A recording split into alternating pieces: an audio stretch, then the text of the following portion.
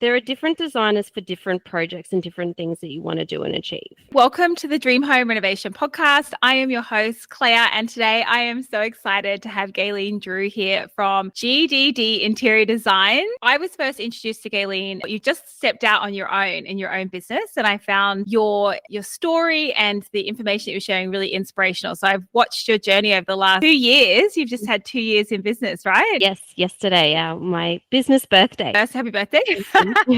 Those of you who haven't met you before, why don't you just tell us a little bit about yourself? Yeah, totally. Gaylene from Gaylene Drew Designs. I'm based in Queensland, so central Queensland in Gladstone, which is about 6 hours north of Brisbane, if you're familiar with the area. I've been doing design, I don't know, the last 15 years or so since I left school, but filled in some gap retail and building design and drafting as well. And then worked with a company doing some interior design before going out on my own, like you said, a couple of years ago. Just recently celebrating my business birthday, which is amazing. It's super exciting. I mean, you hear those stories. They say, well, businesses don't normally last for 2 years. So I'm proud that I've reached that milestone. Oh, absolutely. And congratulations. And you've been working on some really amazing projects that I've been watching on Instagram. So I'm excited to delve into a few of those. But before we do, why don't you tell us a little bit about what it is that excites you about interior design, where the passion comes from? To sound a bit cliche, it started from a very young age when I had the graph paper and drawing houses and floor plans and everything. And it just built on from there. Originally, I guess I was interested in the building design side of things and even pursued that as well, doing building design and drafting. And then I realized that, I actually miss the more creative, fun, colorful side of interior design and actually bringing those spaces to life instead of just the structural side. And so went back to my roots of interior design. And I love the fact that you can take something, and this is what I love about people who do interior design as a job. It's something that we've done for years as well, my husband and I, although I'm not technically an interior designer, is taking something that is really awkward and making it really amazing and a home. And I think that's really exciting about people that have that vision. It's like everything. Some people have it when it comes to fashion, some have it with houses. And I guess that's probably the thing. A lot of the time, the answer to that question for interior designs can be making a space beautiful. Yes, that is what we do. But I guess my passion lies in making spaces functional and practical for families and those who are renovating or building. And, that's not always these $100,000 kitchens or $50,000 bathrooms. It can be done and achieved without, I guess, having the block effect and influence, I guess, and that influence that we see so often in magazines and Instagram and so forth, creating a bit more of a realistic approach to interior design. And so I think you touched on a really interesting point there. Something I raised in the last conversation is I've watched a couple of episodes of The Block, but for me, I find it a little bit frustrating because it is very unrealistic in the world of renovating, because you very rarely have 100 trades to your disposal on site. You very rarely have $30,000 to $100,000 budget per room, and you don't have architects and everyone who necessarily does everything for you. Maybe you do, but more than likely we don't. And one of the things I hear sometimes from people who are renovating is that they would find it hard, or they don't even think about using an interior designer because of the cost implication, or, there's this perception that, you really need to have a huge budget to have an interior design help. You mentioned that you're helping people with different types of budgets. So tell me a little bit about that. I guess my main goal is to assist people in their budgeting. There probably is this perception around there that interior designers are really expensive and we're going to cost a lot. But ultimately, in the end, we are here to work with you within your budget and your means and help guide you with that budget and achieving the look and the feel that you want within what you're willing to invest in your project. And I think people would be pleasantly surprised if they were to reach out to an interior designer and find out how much value we are providing to your project. A lot of the time, you're going to get that money back just in the clarity and the overwhelm that we assist with, and reducing that stress and taking the weight off the shoulders and having a cohesive look and feel and clarity around your project. And even just in the tips and advice that we can provide for your project and where we can invest your funds or where we can pull back, or adding design features to really bring your look and feel to life. And I imagine probably help people from making some of those renovation mistakes that could be more costly. Yes. It's an opportunity cost situation. You know, you always have to weigh up. And this is like, you know, bringing in an expert versus trying to do it yourself is, you know, it can take a lot longer. You can make more mistakes. It can possibly cost more money. And making that investment in your home and the onset. Because, I mean, let's face it, our home, and especially in this market, is probably the most expensive investment that you will ever make. And so if you're planning to renovate, you're planning to renovate for your future. You're not planning a renovation now necessarily to renovate again in 2 years' time, right? Yeah, you know, exactly.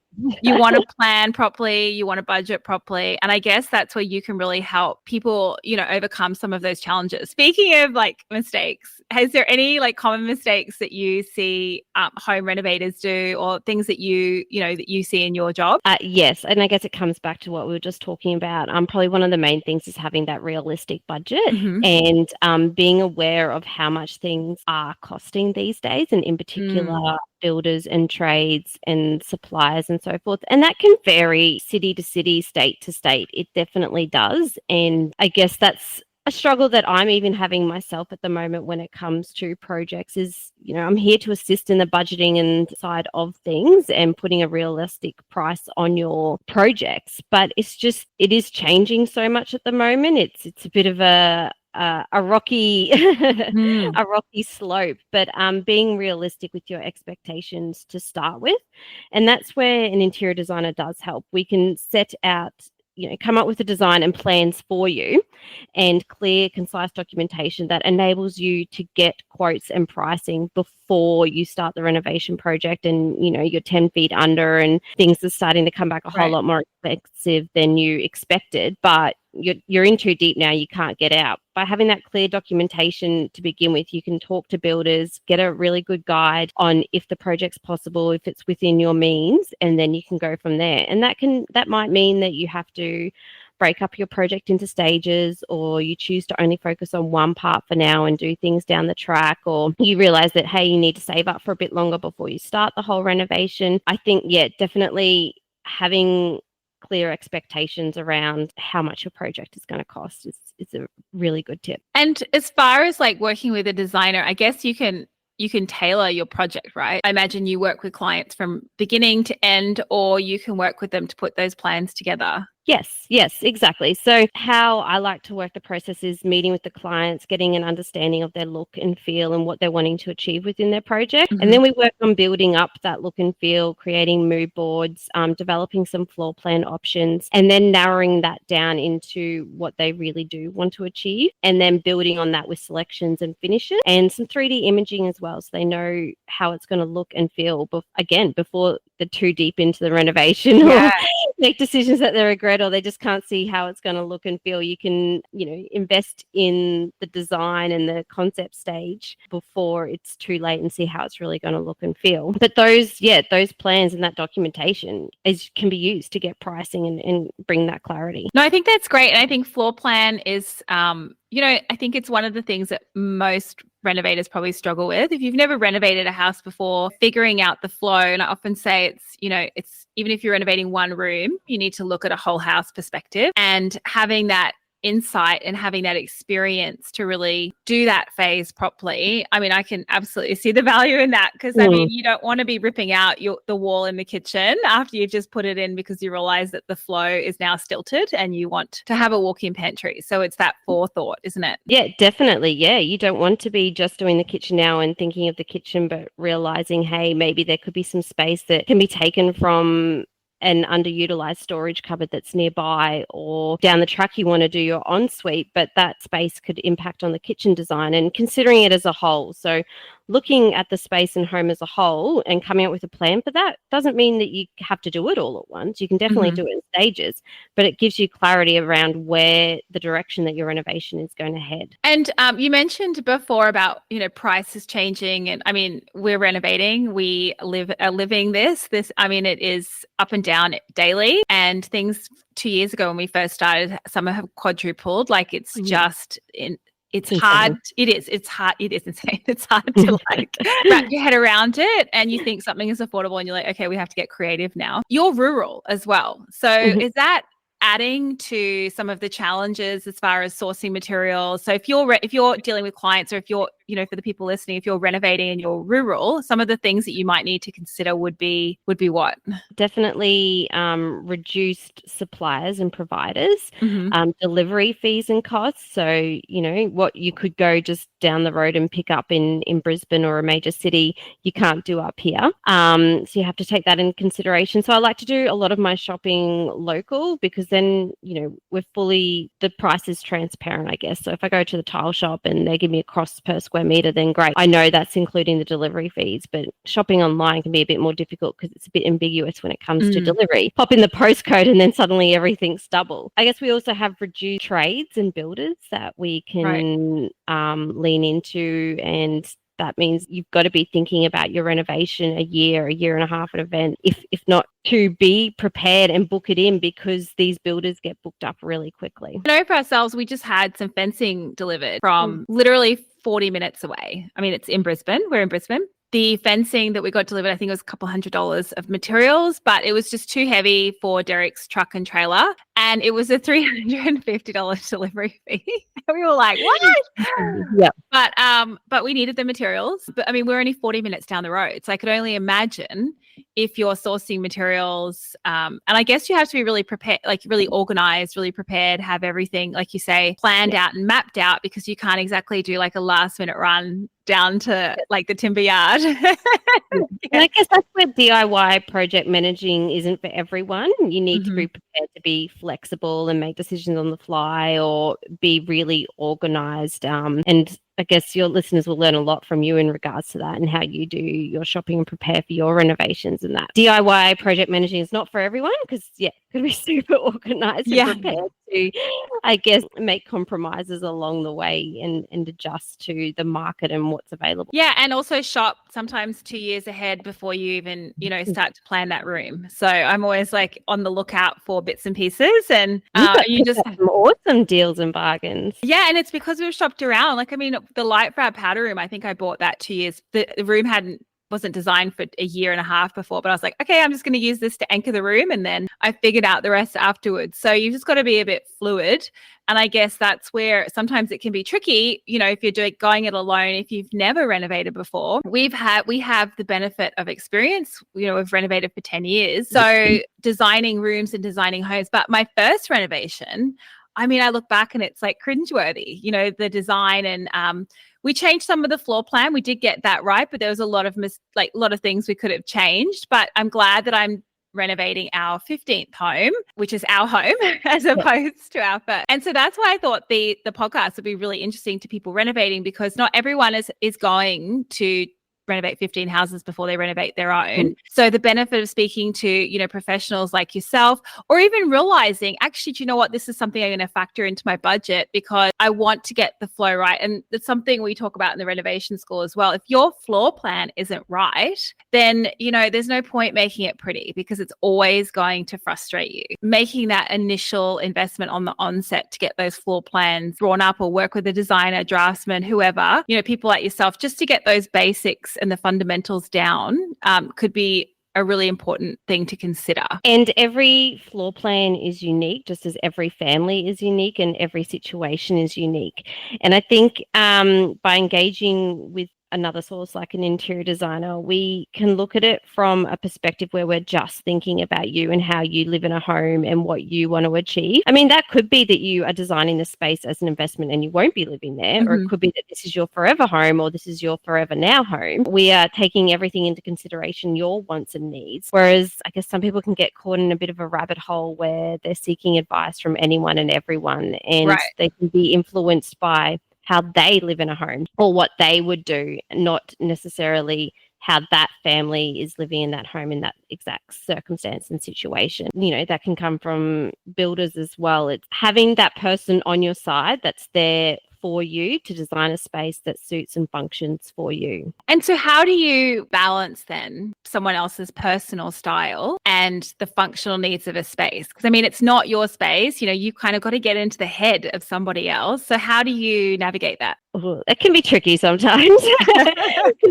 As a designer, I also want to be really creative and sometimes maybe try and push the boundaries a little bit. So I like to, everyone has their ideas and what they want to do, and I'm here to work with that. So I like to design spaces based on their wants and needs and exactly what I guess they're trying to tell me. But I also like to sometimes throw a few little curveballs in there.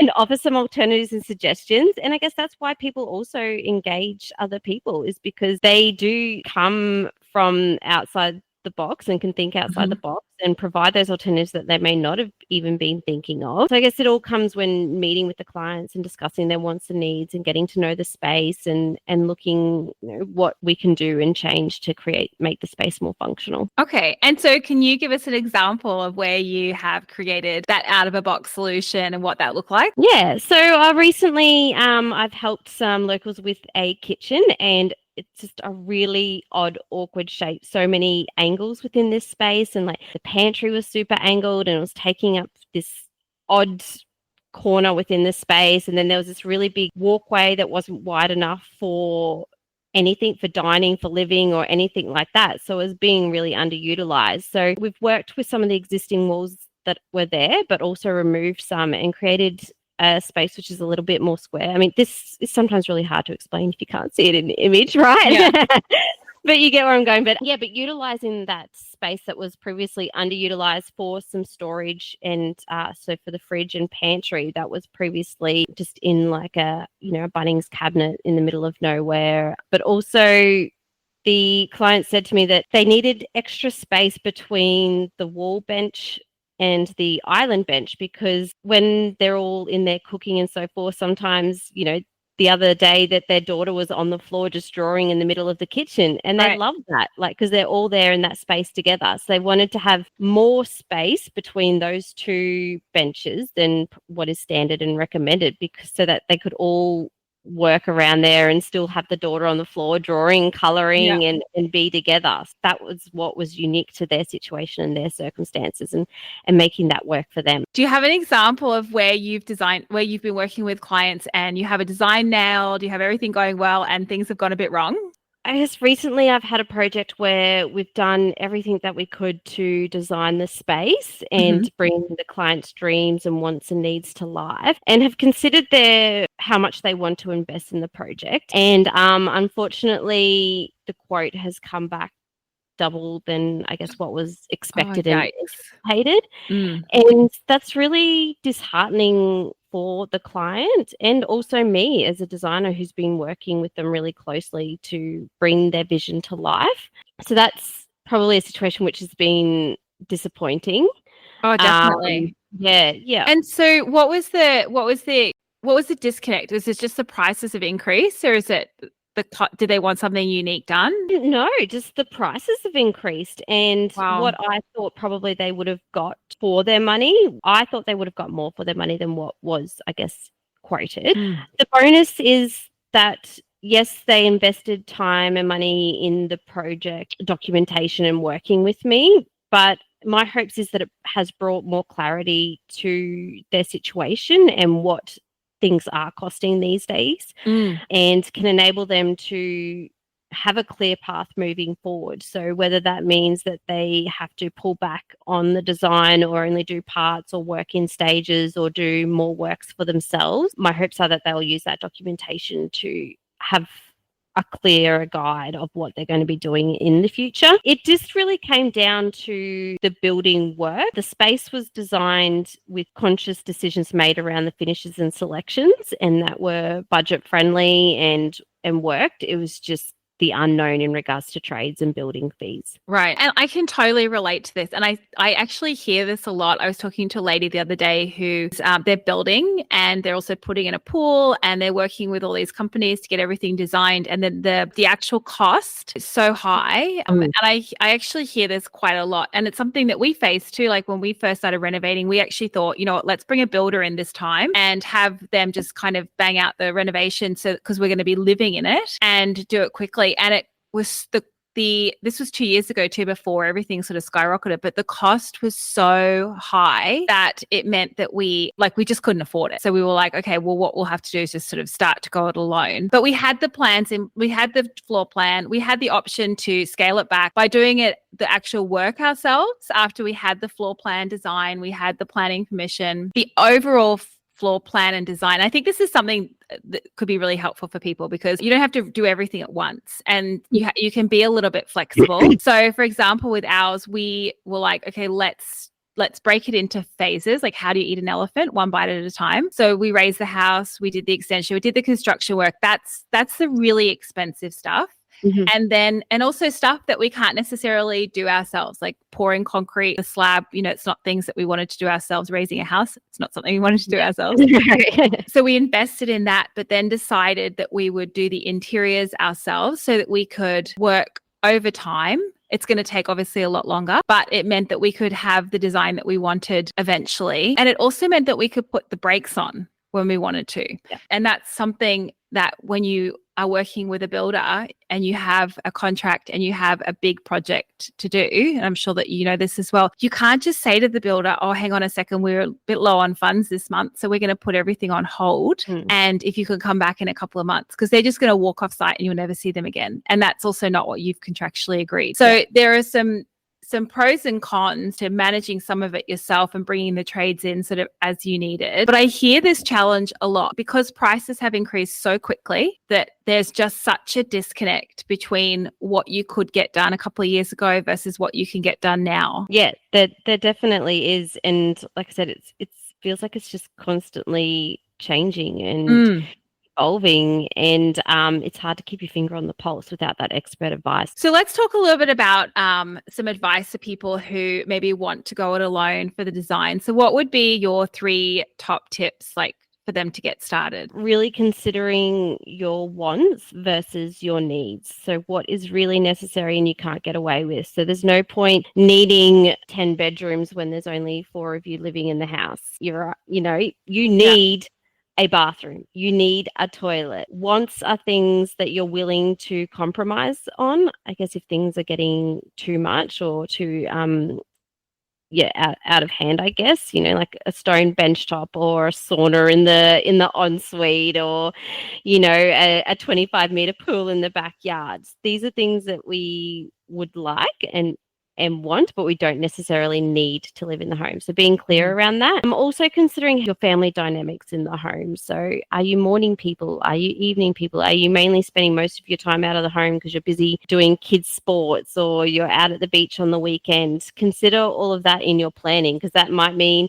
just little things like, we need an outdoor shower because we're always coming home from the beach. Or, I need to really consider lighting in the bathroom because I'm up at 4:00 in the morning because of my shift work. It needs to be subtle, but I need to have that practical lighting. Little things like that. And I guess tip number 3, and it'd be wrong of me not to say this, is consider who's on your side and on your team, and working, if you are looking to have a team on your project, engage with everybody from the beginning. So your interior designer, your builder and your building designer and or architect, have them working together from the very start. It's just going to mean for a more cohesive plan and everybody working together. I think that makes complete sense because, it's like anything. If you're brought in halfway through a project, you are going to be fixing problems, right? Whereas if you come from the beginning, it's going to cost you less because you're ultimately helping make those decisions from day one, as opposed to trying to backtrack a little bit and fixing. Having that building designer on there because they are on top of all the codes and standards and everything. But having the interior designer there to work with them on the look and the feel and making sure it's more functional for the people who are using the space. And then having that builder there to provide that advice on, yes, that wall is not structural. Let's talk to the building designer about removing that. And that's what the interior designer is recommending to improve the functionality of this space. Also, we can make this room larger. Everybody working together to make sure that the home is going to be exactly what you're after. And so how do you normally work with clients and builders? Are you on site a lot? How does that work? I would like to be on site a whole lot more. To be honest, it's what I'm struggling with quite a lot here in central Queensland, is connecting with builders. Can be a bit old school thinking, and they don't necessarily understand the benefit of an interior designer and what we can do and how we work with clients on a project. It also comes a bit down to me finding the time to talk to these builders and catch up with them. I would like to be on site a lot more. Quite a few of my projects recently have been like a couple of hours away. So it's a big investment for me to go. Probably one of those things that I'm learning to balance as a regional interior designer and how that works in regards to costings and projects. Yeah, and I guess FaceTime is a beautiful thing, right? Yes. Because as a designer, we're making decisions based on a look and a feel for a whole space. So we're not just going out and selecting tiles because of that tile on that wall. It's taken into consideration the tiles that are going in the flooring, it's taken consideration the paint colors, it's taken into consideration the joinery, it's taken into consideration something that's happening in another room, so that it all works together. If it comes down to, hey, let's just change this one tile, without considering the impact that it has on everything else, then you could end up with a space that does not feel warm or cozy or cohesive because it hasn't been considered against everything else. You touched on the fact that, it could be, a year in planning. And I think this is a really interesting process. So could you tell us a little bit about your process? So if you were to take on a client today, what would be your process of getting them from today to getting to the point where you're now starting to work with a builder? What does that process look like? Yeah, so we start with concept development, which is where I develop floor plan options for the client, along with a mood board. So that's a look and a feel for the whole space and the color scheme that we're going for. And the main purpose of those boards is to ensure that we're all on the same page. There's no point in me presenting a mood board that is coastal or industrial when you're looking to go with the classic country look and feel. It's a good point to ensure that we're all there on the same page and go, hey, Gaylene, wait a minute. I don't want black metal. I want brass. Or, hey, you didn't really understand me when we initially met. This is the path we want to go down. So we're all there. And then we can work out the floor plan development, building up some 3D images, some bit of selections. Once we have narrowed down that floor plan and it's working to the client, I then go and make selections for the space for the client. So depending on the project and the person and how involved they want to be, I'll go make the selections for them and bring them for them to review and look over. Otherwise, sometimes I might meet with the client at the tile shop or the plumbing showroom. They want to be a bit more involved, have a bit more of a play around and look at different solutions. My suggestion is that can be a bit overwhelming, especially going to a tile shop where you've got all these selections and choices. Work with your designer and in allowing them to present to you the best choices and reduce that stress and overwhelm. And I imagine that's probably one of the big challenges is as when you're renovating your own home, it's very emotional. So bringing a designer in is, I think, a really good decision, but it's also probably hard for clients possibly to take a step back. Do you find that? Yes. And relinquish some of that control, because by giving a narrow selection, although they're very well thought out and they're to the brief, it might feel like, oh, but then I need to see it all.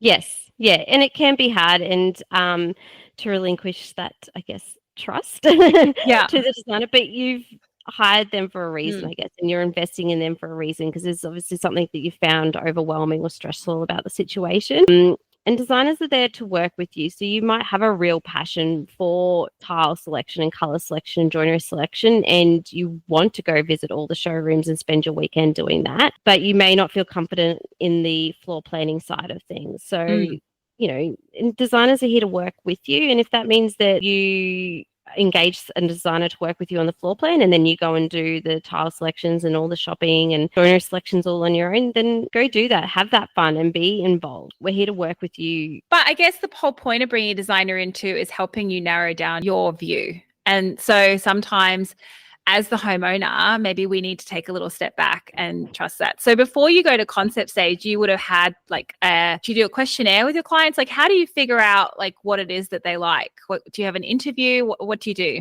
Yeah, so I guess, have an initial consultation with them to begin with, where I go to site, meet with them, look at the space. We have a bit of a general chat about what they're wanting to achieve. And that's where I do a scope of works and quote with the client. And then that outlines exactly how I'm going to help them and how much it's going to cost. And then if they're happy to proceed, then we go to the concept development, and I'll meet with them again and have a more detailed meeting about what they're wanting to achieve and their wants and needs. And I have a little bit of a system and questionnaire myself where, a bit of a checklist. Do you want a double fridge? Do you want an integrated dishwasher? Are we looking at a double bowl sink? Do you want warm timbers, cool timbers, like that kind of thing, that I understand the look and the feel that they do want. And the practical side of things, like I said, double bowl sink, do we want a walk-in pantry? Do we want to hide the microwave? Do we want a wet area in the bathroom? Like all those kind of things. And then after we've done like some selections in that, I'll place them into 3D rendered images so they can get a feel for the space and how it's going to look and feel before, all that money is being invested into it.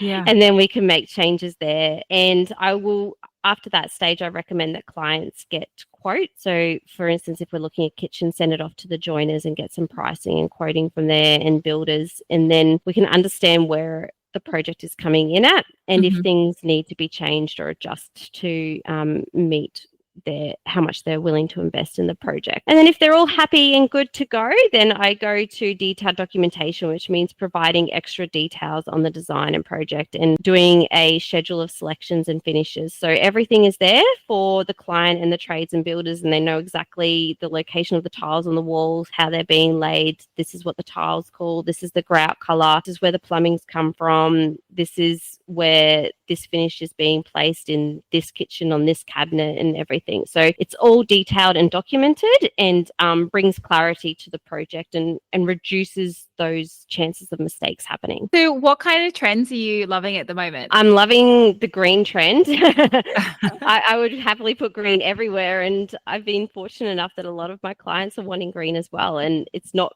by my suggestion. They're happy. They come to me and they're like, I want to put green. And I'm like, I'm all for that. But also warmer timbers. I feel like tones and colors are definitely going down that lot more earthier, warmer look and feel instead of that white, neutral, coastal look and feel. It's kind of flipped itself on the head and going down there, and I'm all for it. I'm not soaked in magazines all day and every weekend, and I am looking on Instagram and Pinterest like everybody else, but I try not to get too overwhelmed and bogged in that and let just, I guess, my creativity be a guide, but more so the particular homeowners that I am working with, let them and their wants and needs guide the design, I guess. So once you've done your, when you're working with clients, you've had your initial call and then you're starting to get into concepts and you're providing them with overall designs and, mood boards. I guess, where do you draw that inspiration from? Is it just experience-based, or do you have some go-tos that you can share? Yeah,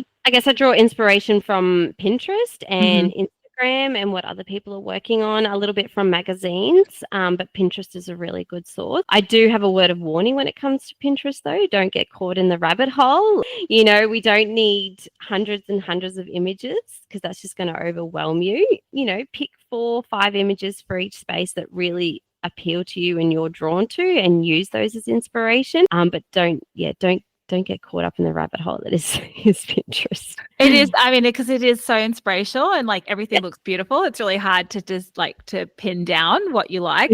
So if you're working with a client who loves a bit of everything, how do you help them figure out their style? I have just signed a client where they're really not sure on what they want and their style. I'm meeting with them in a couple of weeks at their home, and we're going to go through the items that they really love, that they have collected over time, and those that, have memories attached to them or they're really drawn to. And we're going to use that as a base point to build on and create the home that they're looking to achieve. So they've collected a lot of items over time, but just purchased things here and there, and they really don't feel the cohesion that anything works together. Okay. So they've brought me on to help them with furniture sourcing and making space for their decor and styling, and bringing a cohesive look and feel to the home and the selections. They're quite happy just to start afresh from, just get all new. But I said, you've collected these things over time and they obviously meant something to you at a certain point in time. Let's focus on the items that really mean something to you and build on those to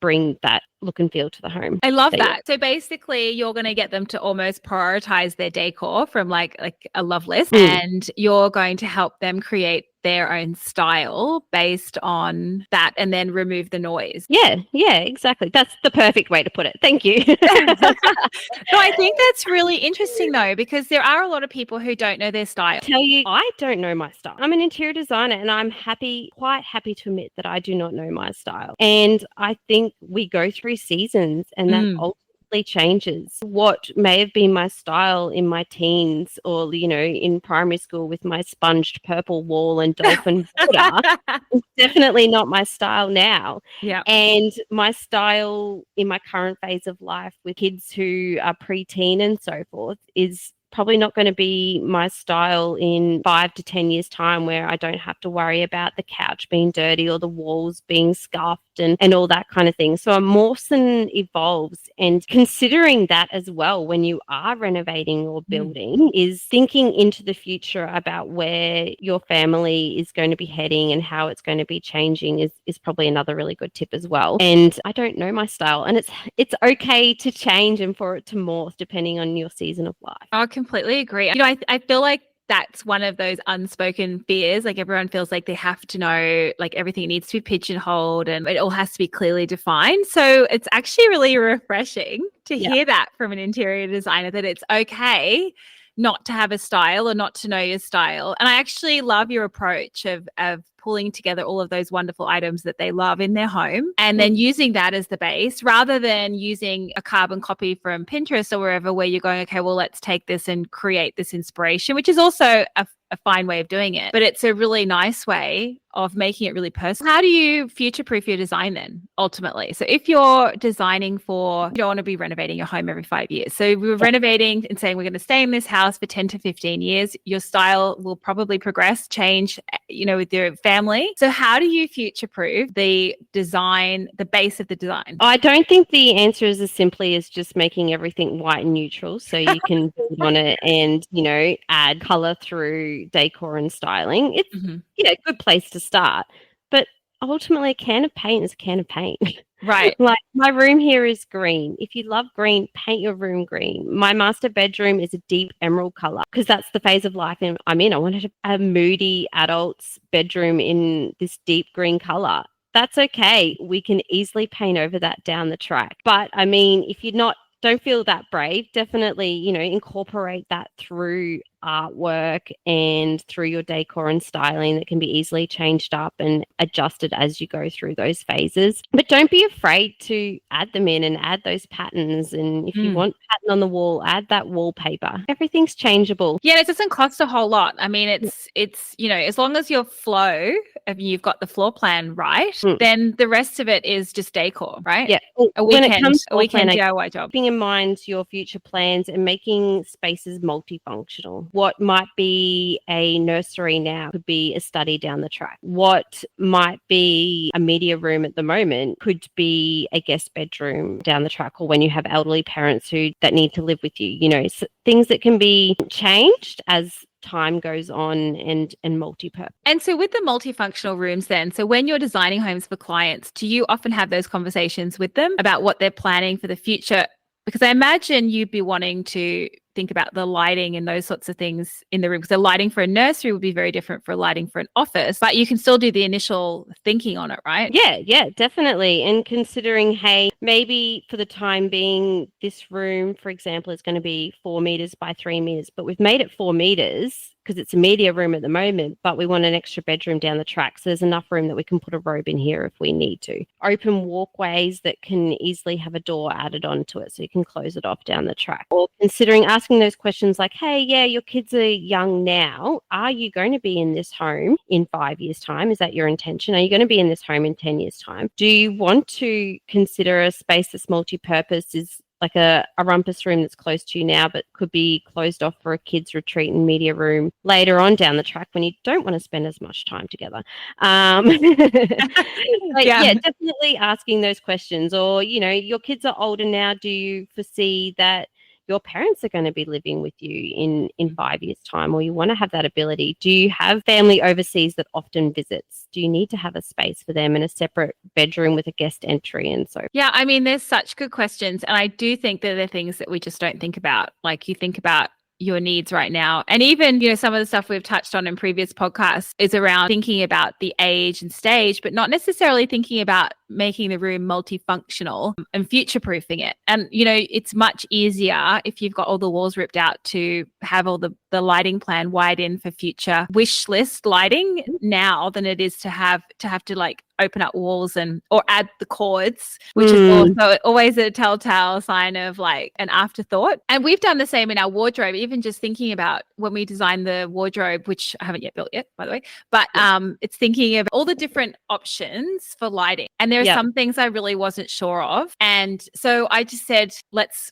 put them, because my husband thankfully is an electrician in his past life. So I know. So I was like, I want in the electrical plans, I want all of these options to be available, and you can just cap them off if you don't want them. They're already wiring at the time, and it's just a huge cost saver down the track. So I think it's a really, really good point. I'm the homeowner looking to get some help from a design perspective. How do I find a designer that's right for me? I think it's important to consider what you're looking for in an interior designer. Are you looking for someone to help with decor, styling, and furniture replacement, to freshen up your home and bring a new look and feel to it? Are you looking to build a new home and you want help with the selections and the finishes and floor plan development? Are you renovating your kitchen and bathroom?